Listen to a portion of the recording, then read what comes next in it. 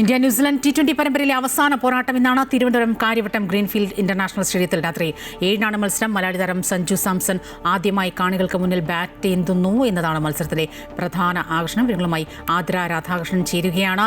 Aardra, India New Zealand T20 പരമ്പരയുടെ ആവേശത്തിലാണ് തലസ്ഥാന നഗരി. പ്രധാനമായും ഏവരും ഉറ്റുനോക്കുന്നത് സഞ്ജു സാംസൺ ഇന്ന് ഏത് രീതിയിൽ പ്രകടനം പുറത്തെടുക്കുമെന്ന് തന്നെയാണ്. നമുക്കറിയാം, കഴിഞ്ഞ മത്സരങ്ങളിലെല്ലാം അദ്ദേഹത്തിൻ്റെ മോശം പ്രകടനം ചില വിഷമങ്ങൾ ഉണ്ടാക്കിയിരുന്നു, അല്ലെങ്കിൽ ചില വിമർശനങ്ങൾക്കും ഇടയാക്കിയിരുന്നു. ഇന്നിപ്പോൾ സഞ്ജു ബാറ്റ് ചെയ്യുമ്പോൾ മലയാളികൾ പ്രതീക്ഷിക്കുന്നത് എന്താണ്?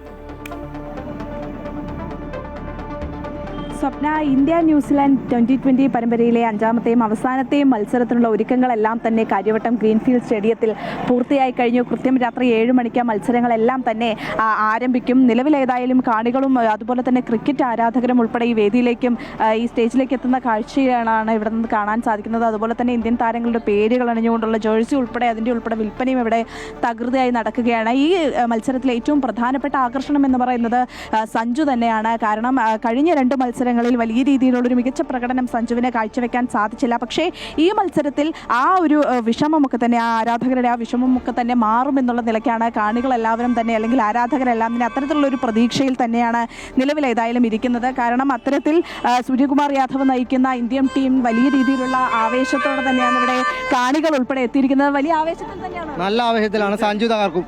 സഞ്ജു കഴിഞ്ഞ 2 മത്സരങ്ങളിൽ ഒരു ചെറിയ നിരാശയായിരുന്നു. ആ നിരാശ ഇത്തവണ എല്ലാവരുടെ നിരാശ മാറ്റും.